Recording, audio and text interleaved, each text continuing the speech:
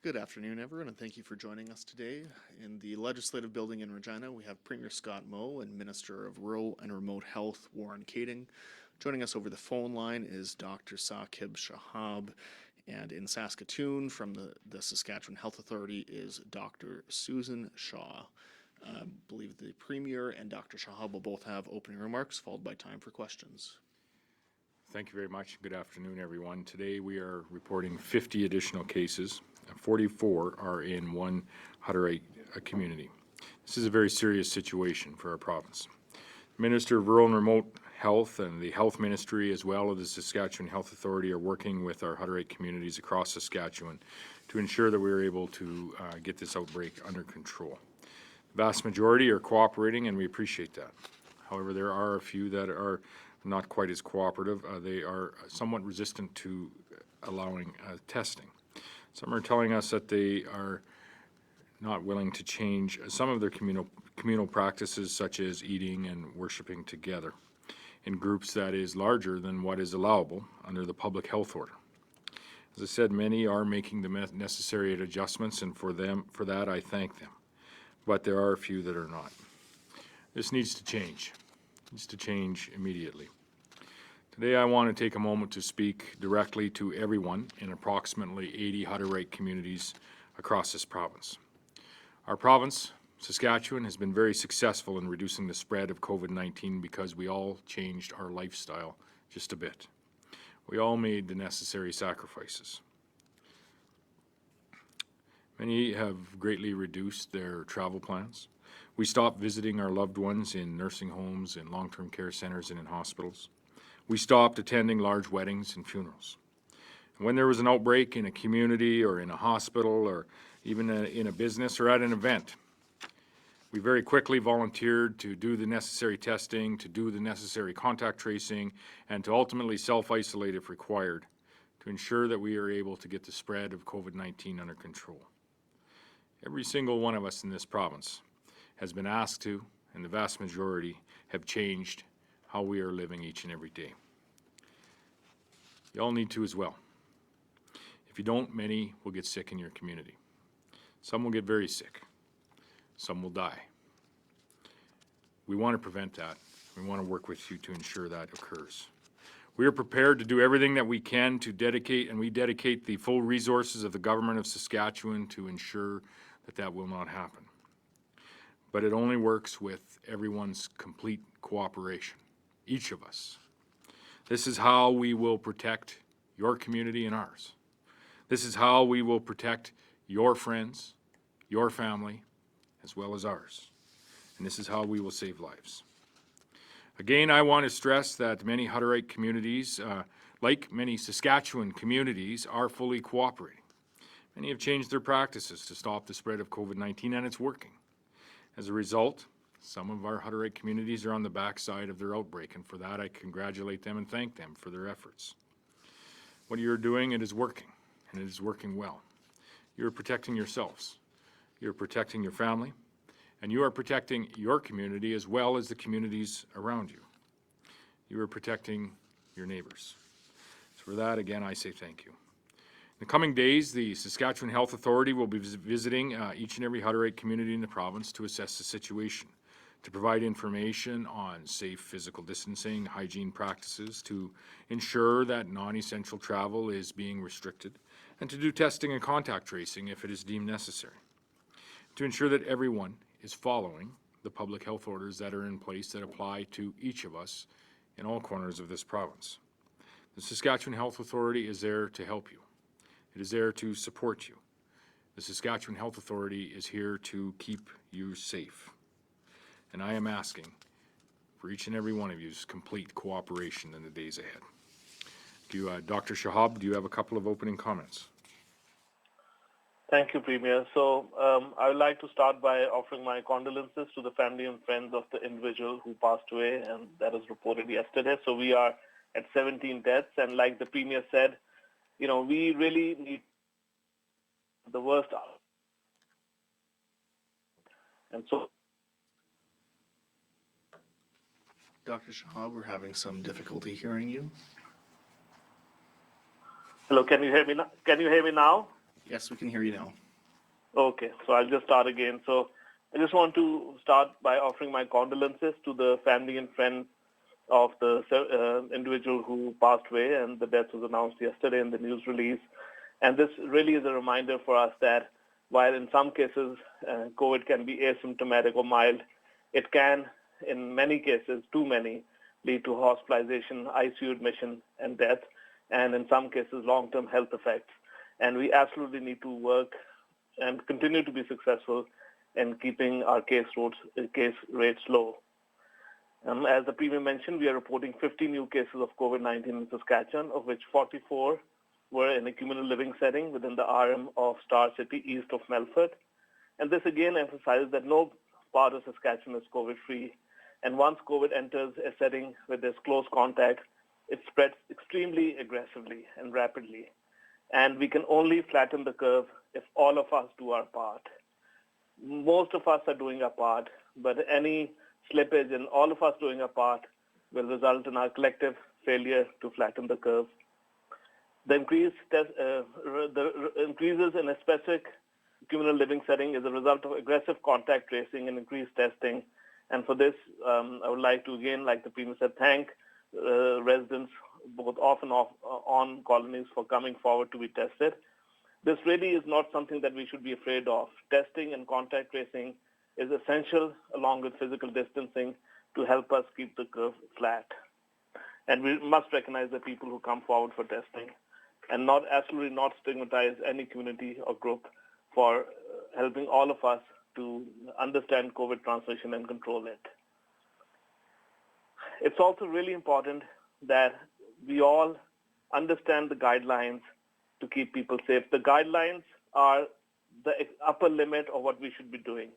And it was very disappointing and concerning to hear that there were some teams that defied guidelines, tried to mask their identities to play in an interprovincial tournament. Most sports teams in Saskatchewan are complying with the guidelines and playing locally. Sports are about developing leadership skills, team building, and fair play. And actions to circumvent this are certainly setting a bad example and jeopardizing the entire sector. And again, I would like to reemphasize that anyone who did go on this trip needs to self-monitor for symptoms. And we need to again stress that the guidelines are the absolute maximum. For most of us, we should be well below the absolute maximum, whether we are having gatherings, whether we are meeting each other socially. We have to practice physical distancing, wear a mask indoors, keep our virtual household bubble under 15 as small as possible. And if we do have a gathering of up to 30, maintain physical distancing between members who are not part of our household or immediate virtual bubble. In terms of cases, again, we have cases throughout Saskatchewan, 44 in the north now due to the cluster in a communal living setting in the northeast, 3 in the south, 2 in Regina, and 1 in the central part of Saskatchewan. And 322 of the 1268 reported cases are considered active. 15 people are in hospital, 10 in inpatient care, 3 in Saskatoon, 2 in the central region, 4 in the south, and 1 in Regina. And 5 are in intensive care, 3 in Saskatoon and 2 in Regina. So again, as expected, with the increase in cases, hospitalizations are also trending upwards. And this should be of great concern to all of us. Of the 1268 cases in the province, 202 are due to travel, 670 now community contacts, including mass gatherings, 299 have no known exposures. Again, this is a flag for us that we need to keep our contacts small, even as we go out and about, enjoying the summer safely and enjoying all the opportunities that we can with the allowed businesses. A further 150 are under investigation by local public health. Thank you. Thank you, Doctor. We now have time for questions. We'll take our first question from the phone line. We have Zach Vicera with the Star Phoenix. Hi there. Dr. Shahab, you mentioned that the increase that we noted in the Northeast today, the 44 cases, was due to aggressive contact tracing and testing. I'm wondering if similar efforts are underway in other communal living settings in the province, and if we can brace ourselves, as it were, or expect similar large increases in a single area in the days and weeks to come. Thank you for this question. So I think there's two specific answers to that. One is that in specific communal living settings, like the Premier said, the Saskatchewan Health Authority is reaching out to each and every communal living setting, each and every HUD-right colony, to work together with them so that on the first sign of illness, a case is isolated and there's no further transmission. Unfortunately, in many situations, by the time testing happens, transmission has happened for several days or weeks, resulting in significant hardship both for the community and potential risk to surrounding communities as well. So there is now active outreach to every colony over the next days and weeks. And this is not just a one-time thing. This must be ongoing as long as there's a pandemic. This is not a one-time outreach and that's it. This will have to be ongoing. And secondly, we all understand that in settings where we are crowded and unable to keep a physical distance or a mask, transmission does happen. In many cases, when we have mild illness and we isolate at home, we are successful in preventing further transmission to other household members. But on occasion, despite our best efforts, it does happen. We have all learned how to better improve physical distancing and mask use, even in the household setting when we have a family member who's unwell with COVID, but well enough to stay at home. We've seen through the heroic efforts of people who did not take a single day off since the pandemic began. These are healthcare workers. These are individuals who work in grocery stores, gas stations. These are the real heroes of the pandemic who have worked day in and day out, keeping everyone safe, providing essential services, but keeping themselves safe. So we know that physical distancing and where appropriate mask use works. And we have to follow their example. And I would just add by saying that we have been extremely fortunate through strict guidelines for staff cohorting and visiting that we have not had the outbreaks in our long-term care facilities, personal care homes, and assisted living facilities that are so devastating.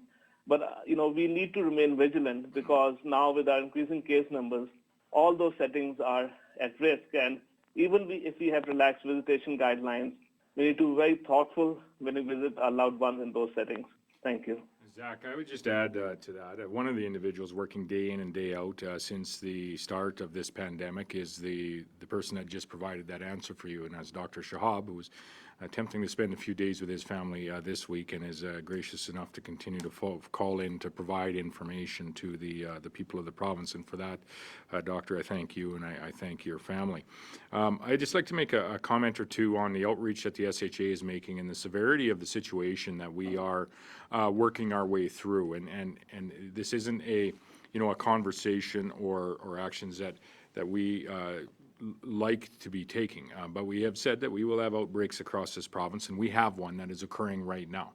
Our reporting is not about in any way trying to stigmatize anyone in our community. We have reported where outbreaks have occurred previous to this, most notably in La Loche, but we also reported in a health centre in Lloydminster, a health centre in Prince Albert, other health centres in the province. A second time in Prince Albert, we reported an outbreak when we had a number of hospitalizations that had no known contact with someone with COVID-19. We've reported numerous businesses across the province when we felt that public safety and public the greater need for public health and public safety was required. We reported to the minutiae of a snowmobile rally north of Prince Albert when that occurred to ensure that people are informed when they need to be when an outbreak is occurring. So what we are doing here today is not about stigmatizing anyone in our society. It's about ensuring everyone is aware where these outbreaks are occurring and when. In saying that, no one in Saskatchewan should stigmatize anyone in their community or is visiting their community or should assume that because they may be a Hutterite, that they have COVID. There are many, many communities across this province, Hutterite communities, that are doing everything that they can to ensure that COVID-19 does not enter their community, like there are many Saskatchewan communities doing the very same. And for that, I say thank you. And I would just say that we need everyone to partake in that. Here's the severity of what we're dealing with. In Saskatchewan now, we have 322 cases. 244 of those cases are in our Hutterite communities. This brings us up to over 300 cases. Those are active cases, 244 of 322. That's a 76% of Saskatchewan's cases are in our Hutterite communities. We have about 6,000 Hutterite community members across the province. So with over 300 members, we are running above a 5% infection rate in those communities. This is as high of an infection rate of anything I'm aware of in North America, and that is why we are taking this very seriously. By contrast, the broader Saskatchewan infection rate is 0.1%. That is the goal, the target for sure that we are heading for. So the Saskatchewan Health Authority, given the severity of this outbreak, we are providing every opportunity for the Saskatchewan Health Authority to support our Hutterite friends, our Hutterite communities across this province in the same way that the Saskatchewan Health Authority reached out to support those in Alash, to support those in any other community in the province. We most certainly will be doing that.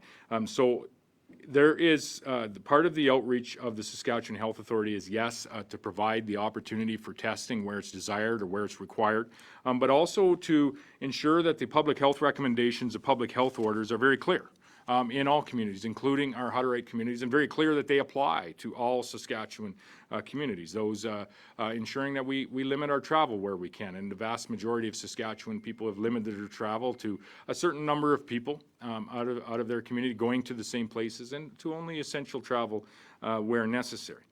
We have, for example, grocery stores where one family member will enter the grocery stores. The public health order around our gathering size and limiting our gathering size to 30 people, ensuring that we don't have these large gatherings where we can rapidly spread the COVID-19 virus. That includes weddings, that includes funerals, that includes all of the events that we attend. 30 people, or in the case of our worship services, with appropriate physical distancing, up to about a 30% capacity. Again, the SHA will be providing the opportunity for testing. But I would just close with this. The outreach that will be led by the Minister of Rural and Remote Health to all 80 of our Hutterite communities in the province in the coming days, the outreach by the Saskatchewan Health Authority. We are there to work with our communities. We are there to support our communities in exactly the same way. In exactly the same way that the Saskatchewan Health Authority has reached out and supported any other community that has had an outbreak here in Saskatchewan. You have a follow-up, Zach? I do. Yes, thank you. My question, I guess, now is you mentioned there that most people, Premier Moe, have given up travel, have limited their travel in response to what is happening. It is quite evident that, this communal living setting in Melfort is hundreds of kilometers from the first outbreaks that we saw in communal living settings in the southwest of the province. Is there continued travel between these communal living settings, and is that responsible for the outbreak, or are these unrelated outbreaks that are happening concurrently? Dr. Shahab, would you have any comments on the spread of the virus between communities? Thank you. So whenever we look at infectious disease epidemiology, it's well defined that outbreaks do propagate or spread within groups that interact with each other. And again, COVID does not discriminate. In March, we saw propagation of COVID in individuals who are playing, who are curling in bonspiels. So again, that's the flag earlier about the risk of transmission in sporting teams and why it's so important to play in your own bubble. Because in March, we saw COVID jumping from one bonspiel tournament to another. And it's exactly the same for other cultural religious groups, individuals who interact closely for personal or social or business reasons. It's only rational to assume that that's where transmission will spread more easily. And that's why even when we are out and about, doing our social or business interactions, we must follow all the rules around not going out if we're ill, practicing physical distancing, wearing a mask when indoors, and of course, isolating ourselves at the first sign of symptoms and seeking testing. Thanks. We'll take our next question from the room. Steph?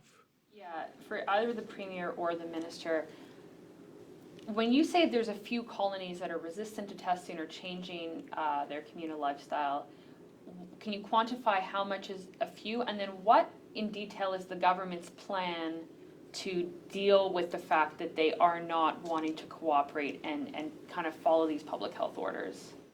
I just had a high level say that we've been working with the Hyterian Safety Council for some time now, and now we are, it's clear in the numbers that we need to do more than that. So now we are working directly with the Hutterite communities across the province. I've asked the Minister of Rural and Remote Health to start that outreach with the SHA, and that is occurring. And now you've talked to a number of leaders already, and I'll let the Minister of Rural and Remote Health address that. Certainly. Well, our number one concern is compliance, as we have that expectation from all residents in the province. A lot of the compliance is also based around education. Just even understanding the virus. And I know even us in this room are still trying to understand this virus. This is still a very young virus that we are still learning every day as to what happens with it. And I know even the conversation I had this morning with a couple of Hutterite leaders was talking about asymptomatic patients or individuals that maybe aren't even expressing symptoms, but are actually still testing positive for the virus. And, it's a lot of education and trying to understand, to get that into the communities to understand what the risks are with the number of these items. So the other thing is get consensus. We certainly need everyone to understand and be on the same page as to what we're going to do moving forward, and certainly offering tests for those that want it, and then working on isolation requirements, explaining what isolation is, and as well working towards the public health orders as to limiting sizes and sizes of groups, and working with the different events that they may host as to what some of the best practices are that have worked in other communities. And then I guess just also to explain that time isn't on our side, that we need all of this to happen very quickly. And this we have a very short time in order to keep this under control. And I think we've been doing a very good job of that right now. But obviously with some of these numbers, it does happen very quickly. So just explaining that time isn't our friend in any of these situations as well. So a lot of it has to do with education, and then a lot of it is making sure that they have the tools and the opportunities to utilize those tools when they're available. Follow-up, Steph?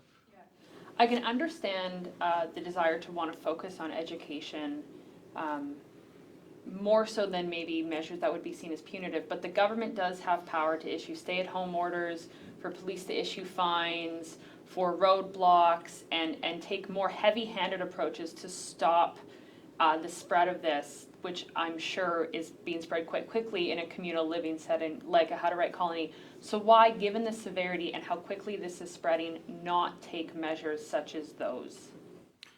Well, I would say right now, we're certainly encouraging compliance in each one of these communities, and we are getting that in the majority of cases. But we've never precluded either that we wouldn't have to take further steps if they're required. And we've shown that in certain communities around the province as well, that maybe weren't able to provide the resources, maybe were shorthanded in what they could do to set up roadblocks, and they asked us to help and intervene and take part and support them in those actions. So if that opportunity arises, we will certainly support them in that. But what we've seen is the majority have taken compliance. They have done the things that they need to do. I talked earlier in the week about some of the innovative things that they've done, and certainly recognizing that, and that's also something that we want to make sure that each colony has the opportunity to understand what the best practices were.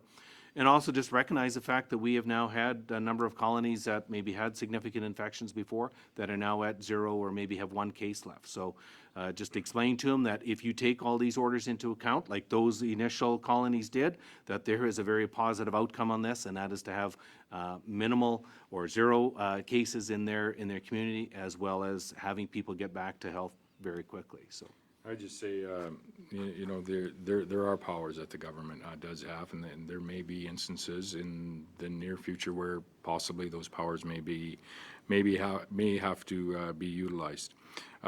In saying that, we have had far more collaboration than we have not had in our engagement with not only Hutterite communities, but any community here in the province. And anytime we have success, up to and including the success that we've had in La Loche, the success that we have had in some of the earlier outbreaks in Hutterite communities, it has always centered around the dissemination of education around how this virus spreads, and then what the public health orders are, and then ultimately the voluntary compliance of individuals within the community. It is what has been responsible for Saskatchewan's success thus far. We're going to continue down that road at the community level.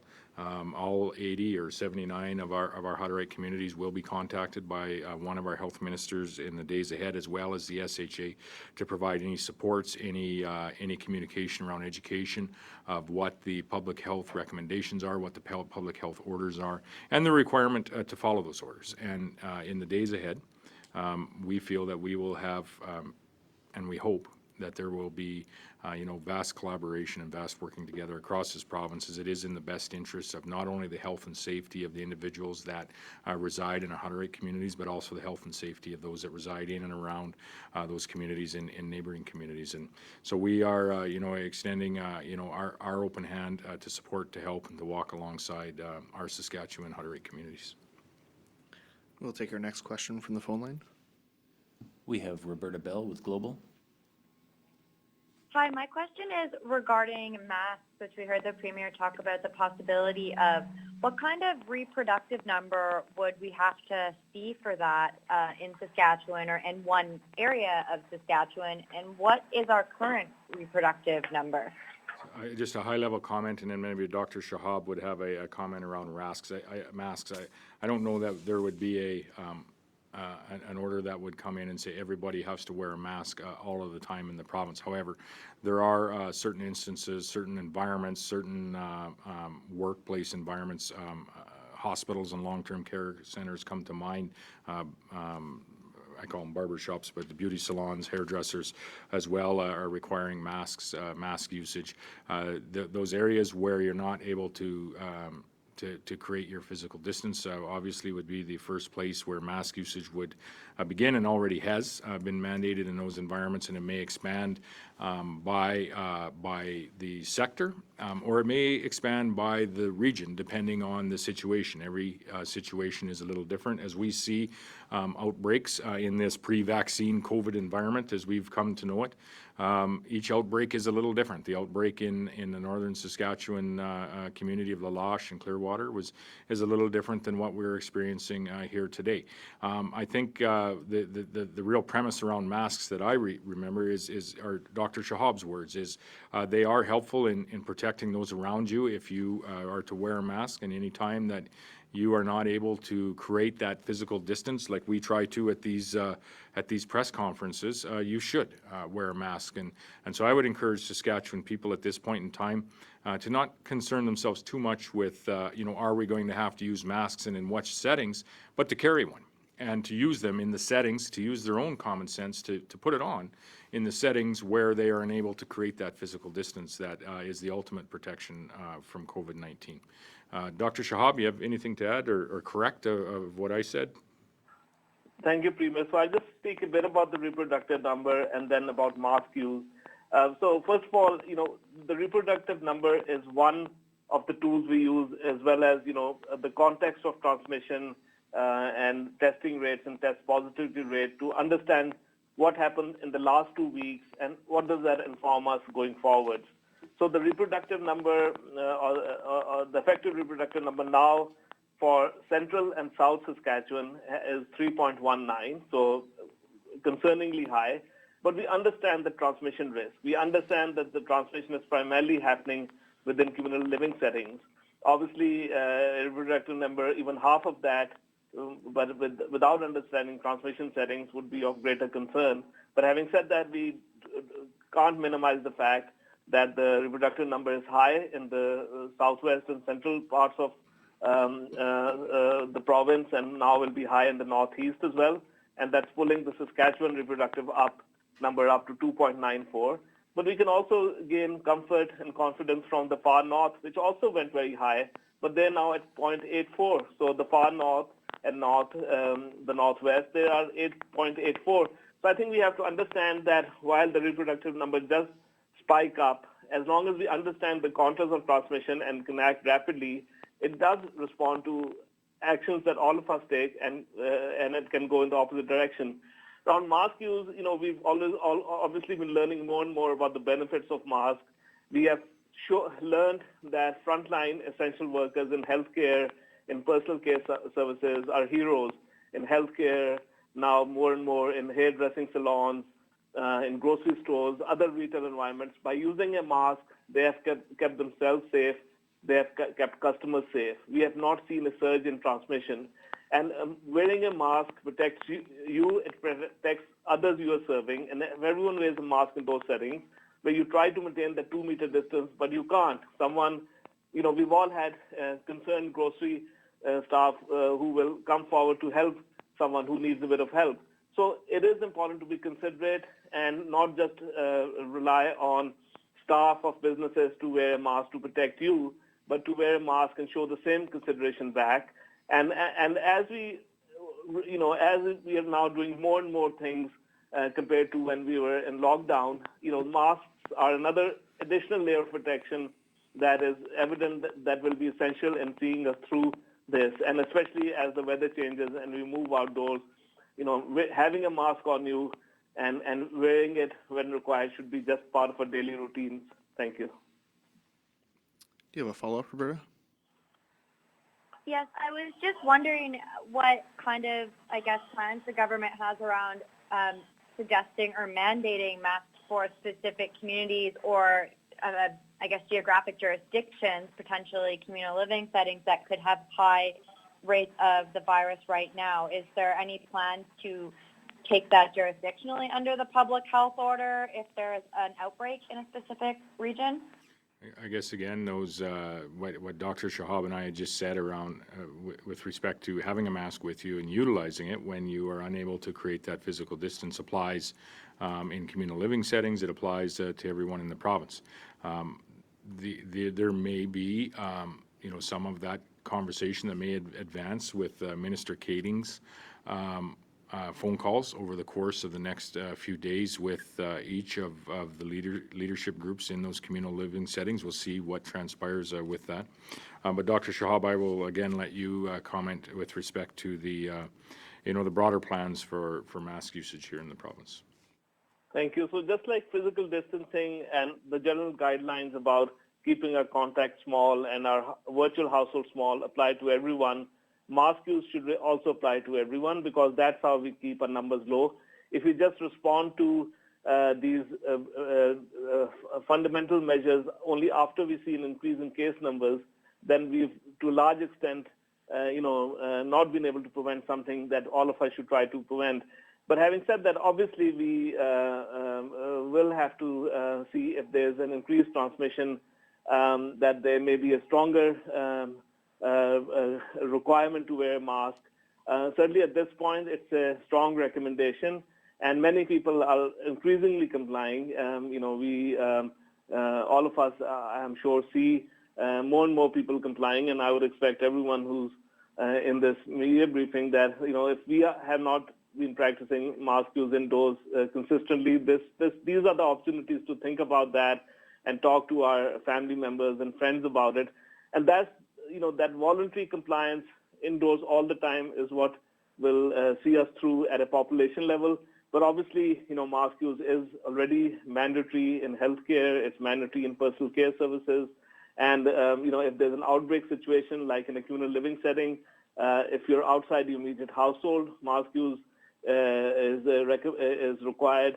And similarly, if you have a person who you're taking care of in the house, when you have to provide close, care to a person who's ill in your household, a mask use is required. So again, obviously there are situations where mask use may be required because of higher case numbers. But in general, we have seen that if all of us do the right thing, that's how we keep numbers low. And responding to an issue locally, while helpful, it does not impact the fact that we are trying to prevent these outbreaks in the first place. Thank you. We'll take our next question from the room. Mark? Mr. Premier, what's your reaction to the Saskatchewan hockey teams that traveled to Manitoba to play in a tournament last weekend? Well, it's disappointing. It's disappointing, as I know the Saskatchewan Hockey Association has been well informed with respect to the guidelines and the protocols that have been put forward for a safe return to play, not only of hockey, a sport that I love and at one time thought I might not be too bad at, but as it turns out I'm not very good at it. But it is disappointing. There is, and it impacts everyone. They are going outside of what the parameters are and really putting at risk the entire safe restart of sports so that we have, not just with hockey, but with all of the sports that we have. And so I'd say that I'm just disappointed that a few teams would put the entire safe restart of the province at risk. As I said earlier, how we have been successful in Saskatchewan has been through the public dissemination of education around what our public health orders are, what our public health recommendations are, and then ultimately the voluntary compliance of those recommendations. And here is a prime and going example of a group of people that have put their own self-interests ahead of the greater public health and safety of their neighbors, of their family, and of their community. Did they specifically break any public health orders, and will there be any ramifications of that? I haven't dug into that. I don't know if, Warren, you want to speak to that, or Dr. Shahab to that specifically. Dr. Shahab, you had it in your opening comments. You had made a few comments around that. There'll be a follow-up. There will be a follow-up to understand why this happened, and appropriate steps will be taken. We've always been very progressive in enforcement and public health orders, and we will advise based on the initial assessment. But again, like the Premier said, while public health orders and fines are important, we have to recognize that we all have a role to play all the time in keeping our case numbers low. Everyone in Saskatchewan, including young adults, have been extremely diligent in maintaining physical distancing, wearing masks. We see that all the time in our retail environments, in places where we work and play, where it's required, masks are worn, where it's required physical distancing is maintained, not so much when we're outdoors enjoying our summer. So I think that's the spirit in which we all must move forward. But of course, if there's progressions in the while knowing that these were the guidelines, there should be a follow-up with appropriate, actions as appropriate. Thank you. I'm sure there will be that follow-up. And what's most disturbing to me is Dr. Shahab had spoken, and I have spoken about the voluntary compliance with the public health orders and guidelines that are in place. And there are so many Saskatchewan people that have sacrificed so much more than a hockey tournament in Winnipeg, for example. There are people in this province that are foregoing wedding ceremonies, or foregoing memorial services, celebrations of life for people that have passed over the course of the last number of months, and likely going to have to forego those for the months into the future. There's people that have not seen their loved ones in long-term care centres, their family in long-term care centres. There are grandparents across this province that are limiting the access to their grandchildren. And it pains me to be in a situation where that is actually occurring, but they're doing it for their own protection and the protection of their family. It just seems that it just is so disturbing that when we have seen the sacrifice of so many in this province, that we see someone that is unwilling to sacrifice a hockey tournament one weekend out of province. We'll take our next question on the phone line. We have Adam Hunter with CBC. Hi, this is for the SHA or whoever wants to answer the question. I'm wondering why testing numbers have been fluctuating, and if there's any concern, as we've seen in other parts of the world.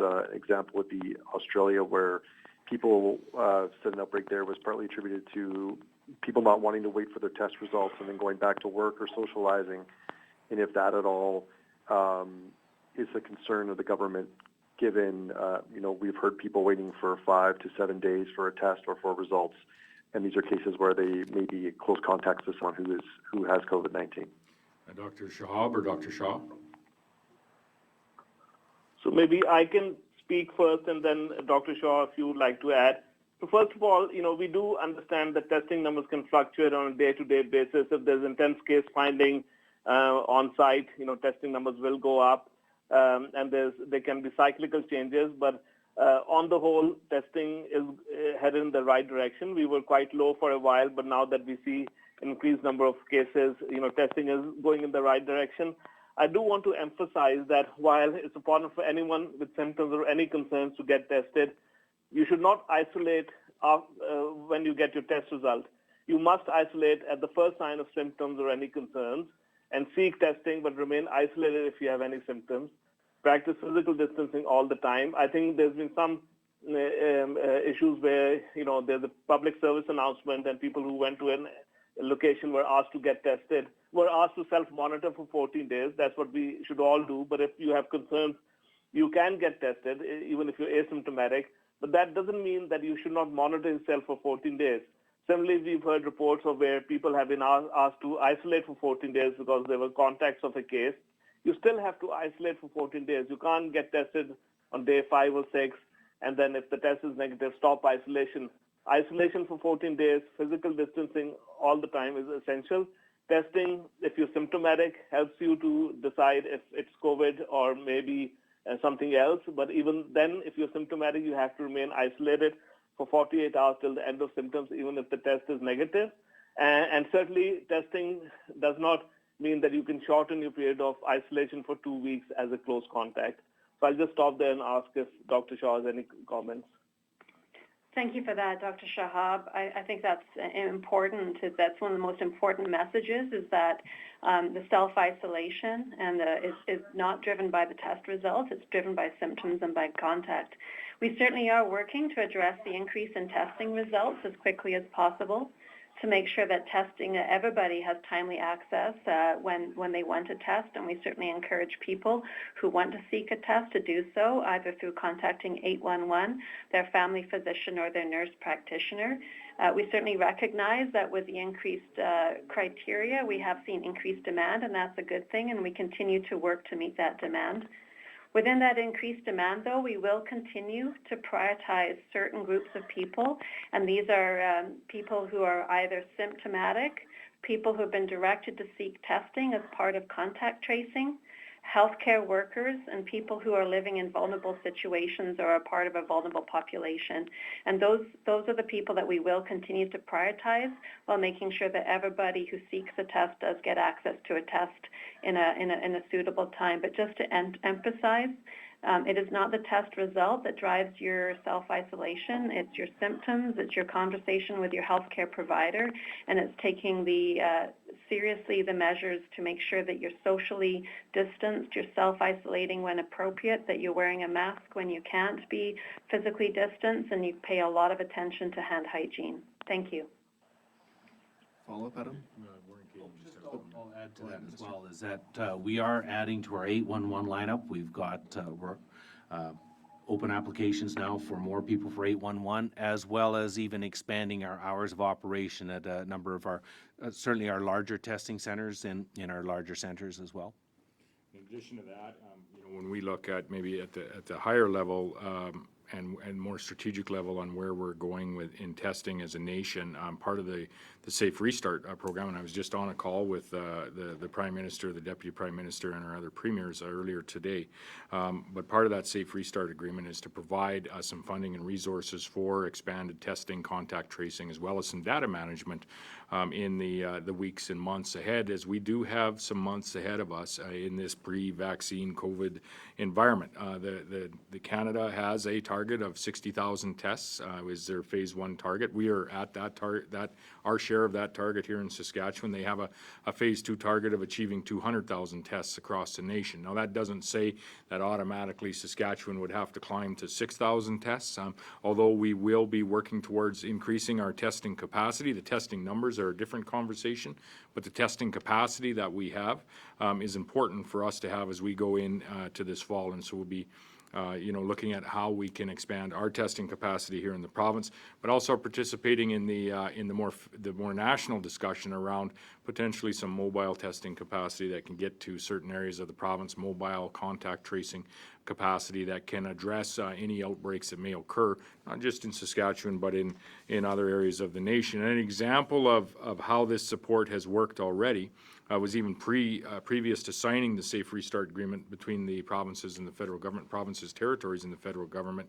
The federal government was able to access provide access to us 1,000 Gen Expert cartridges to utilize in our outbreak in northern Saskatchewan, where testing capacity was not so much the issue, but actual turnaround time of those tests was an issue given the remoteness of the community of La Loche and Clearwater. So, that was appreciated at the time. Those tests were utilized as well, and it's an example of how we are working together across the nation to ensure that we have the appropriate testing capacity, contact tracing capacity, and data management capacity to allow for our economies to reopen, but ensure that we can continue to identify, contact trace, and isolate this virus.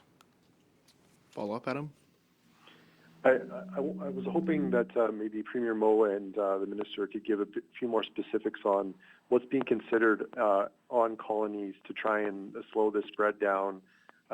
We've heard similar sort of, warnings from yourself in the last couple of weeks about people following the public health orders and not wanting to impose anything. But I'm wondering, is there a couple of things that are being considered right now to help limit the spread or to ensure compliance on colonies?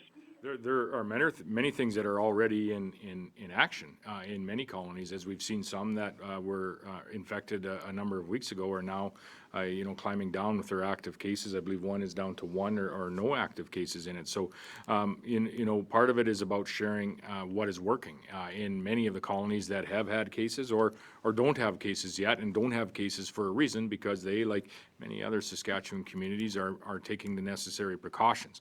So our effort in our outreach is to ensure that maybe those few communities that don't have all of the public education around, how, and we are learning about this virus on a daily and weekly basis, but how they can ensure that they can take necessary precautions with minor alterations to their daily life to ensure that COVID is not spreading throughout their community, not spreading to their family members, and not spreading to those that they love. Starting with the outreach from the Minister of Rural and Remote Health, so that we can work closely and work together with the full support of the communities, but also providing the full support of the Saskatchewan Health Authority. Anything to add to that? Testing and tracing, right? That's the key to dealing with this all through the province, and it's no different dealing with that in colonies or any other communities. So it's testing and tracing, is being able to test, and you're seeing the results in some of our daily reports where we're seeing some very big numbers, and that's from testing.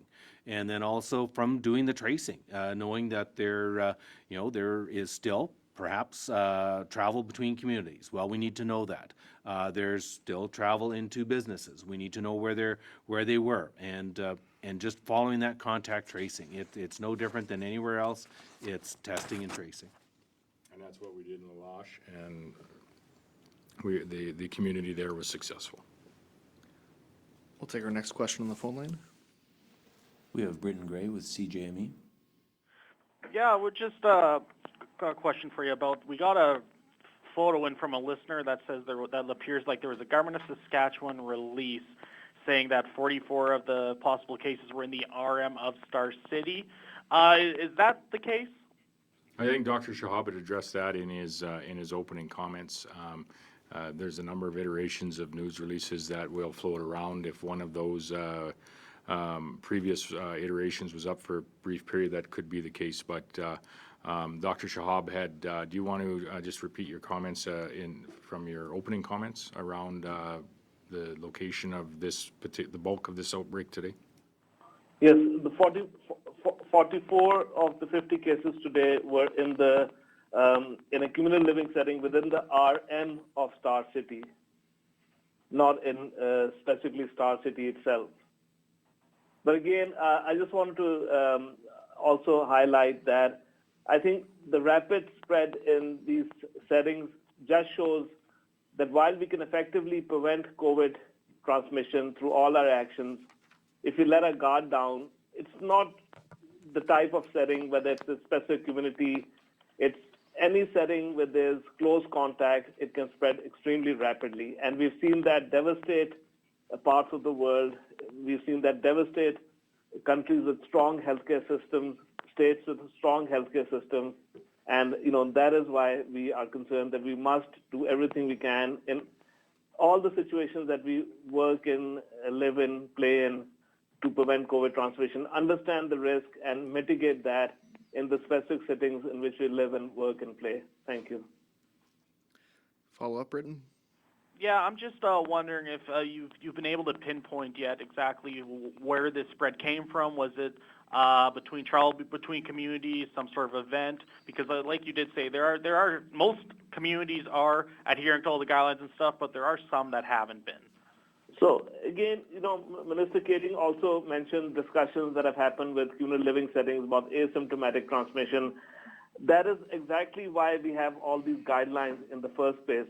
If we could prevent COVID transmission just by simply staying home if we're sick, then we wouldn't have all those guidelines. And we know that 30 to 40% of COVID transmission happens from asymptomatic people. That's why we have to practice physical distancing all the time. We have to wear masks and we're indoors. And of course, beyond that, stay home when we're sick and seek testing. It's also well described that if you have groups that are connected through family ties, through cultural affiliations, religious affiliations, you have more interactions within that setting. Or even, like I mentioned, if there are sports leagues playing international tournaments, we've seen transmission happen in February, March in conferences. Anytime people come together or connect because of social or business reasons, transmission happens. So it's not specific about a specific setting, but we have seen transmission being propagated within community living settings through those mechanisms. But that transmission can also as easily happen in any other setting where we don't practice, physical distancing in gatherings outside a virtual household. And we'll take our last question on the phone line. We have Nicole DiDonato with CTV. Hi, my question is to the Premier. So we've been hearing from tourism agencies and tour operators that they've been seeing an increase in people from Manitoba and Alberta coming into the province, this summer because of travel restrictions, of course, internationally. And of course, these are some places where there has been a surge in COVID-19 cases. What is your position on this? Is this something that we should be doing given this spike both in our province and in these other provinces?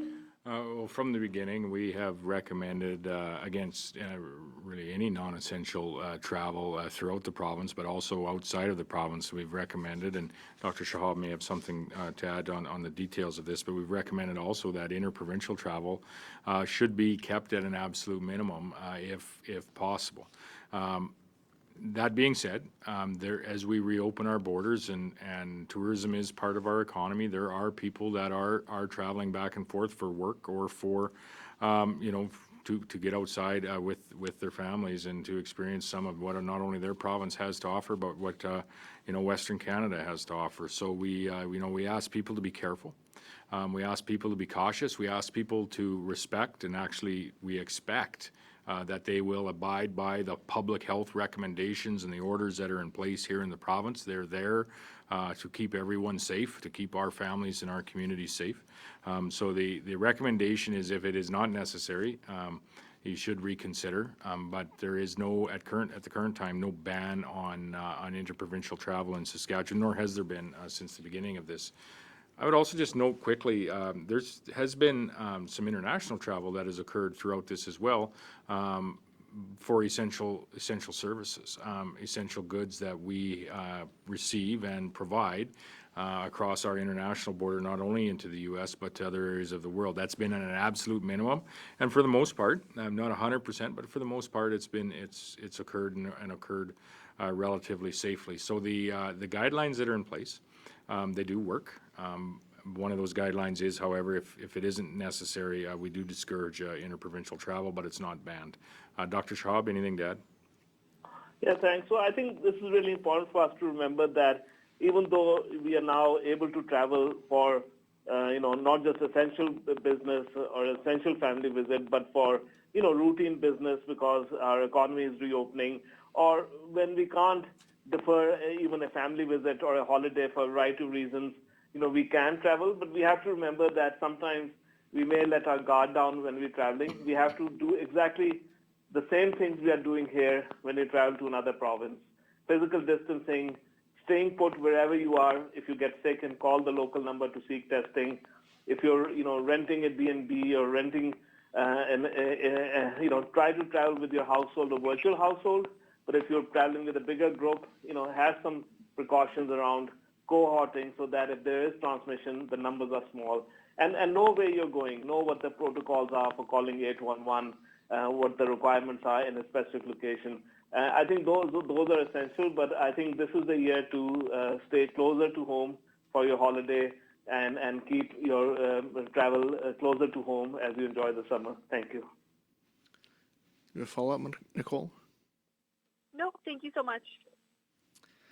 That concludes our time for today. Thank you for joining us, everyone.